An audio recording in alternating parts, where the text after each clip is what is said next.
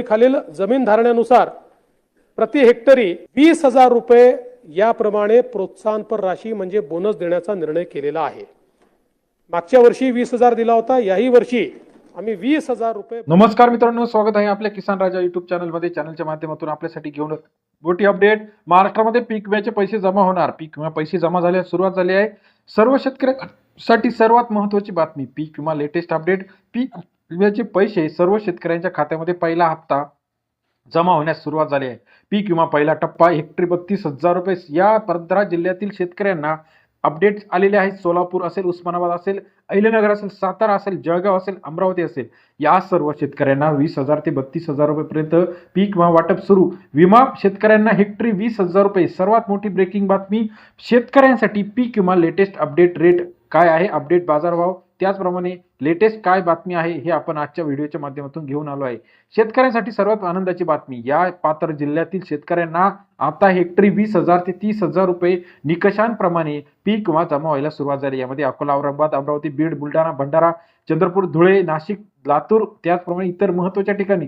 लातूरमध्ये 50 ते 75% नुकसान झाले। 25,000 पर्यंत पीक विमा जमा झाले आहे। छत्रपती संभाजीनगरमध्ये पीक विमा अजूनही वितरण अपेक्षित आहे।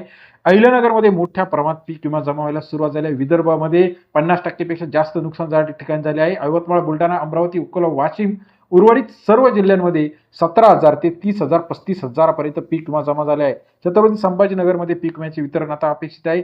अहिल्यानगरमध्ये मोठ्या प्रमाणात पीक विम्याचं नुकसान झालेले आहे। विद्युत पिके जे आहे मागील 5 वर्षापेक्षा मोठ्या प्रमाणात आता या ठिकाणी पीक विमा येणार आहे। हिंगोलीमध्ये 25,000 पर्यंत अपेक्षित आहे। बीडमध्ये भरपूर पीक विमा मिळण्याची शक्यता आहे।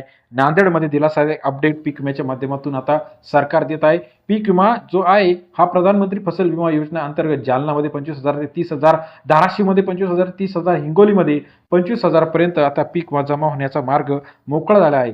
गेल्या काही दिवसापासून आपण बघितलं असेल, शेतकरी वर्ग प्रतीक्षेत होता पीक विमा कधी येणार, पीक विमा कधी येणार।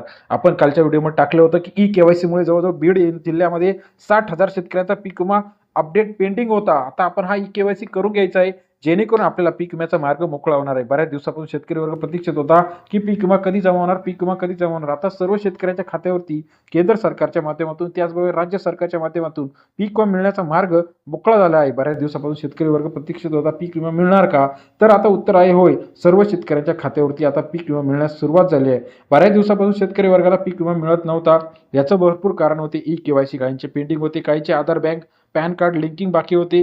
परंतु आता आपण जर बघितलं तर येत्या काही दिवसामध्ये सर्व शेतकऱ्यांचा पीक विमा मिळण्याचा मार्ग मोकळा झाला आहे। मध्यंतरी जो काही इलेक्शनचा पिरियड होता याच्यामध्ये सुद्धा पीक विमा रखडलेला होता। आता राज्यातील सर्व शेतकऱ्यांच्या खात्यावरती पीक विमा जमा होण्याचा मार्ग मोकळा झालेला आहे। पीक विम्याच्या माध्यमातून सरकार जे आहे शेतकऱ्यांना जे काही नुकसान झालेलं आहे जून, जुलै, ऑगस्ट, सप्टेंबर 2025चं भरपाई देण्याचा सुरुवात करत आहे। पीक विमा ही शेतकऱ्यांसाठी महत्त्वाची योजना आहे। हिच्या अंतर्गत जे काही नुकसान झाले आहे हिच्यातून सावरण्यासाठी शेतकऱ्यांना जो काही निधी असतो तो मिळत असतो। मग याच्यामध्ये राज्याचा शेअर काय आहे आणि केंद्राचा शेअर आहे, या दोघांच्या माध्यमातून जे पैसे आहे ते शेतकऱ्यांच्या खात्यावरती येत असतात। आता हे पैसे कधी जमा होणार हा प्रश्न सर्व शेतकऱ्यांपुढे पडलेला होता, परंतु आता पीक विम्याचा मिळण्याचा मार्ग मोकळा झालेला आहे आणि राज्यामध्ये येत्या काही दिवसामध्ये पीक विमा सर्व शेतकऱ्यांच्या खात्यावरती जमा होणार आहे। पीक विमाची लेटेस्ट अपडेट असतील, त्याचबरोबर इतर शेतकऱ्यांसाठी जे काही नवीन नवीन योजना असतील या चॅनलच्या माध्यमातून बघण्यासाठी चॅनलला लाईक, सबस्क्राईब, शेअर करा। गेल्या काही दिवसापासून आपण बघितलं तर पीक विमा हा शेतकऱ्यांसाठी अतिशय महत्त्वाचा विषय आहे। पीक विम्याची लेटेस्ट अपडेट चॅनलच्या माध्यमातून सर्वात आधी बघण्यासाठी चॅनलला लाईक, सबस्क्राईब आणि शेअर करायला विसरू नका। धन्यवाद मित्रांनो।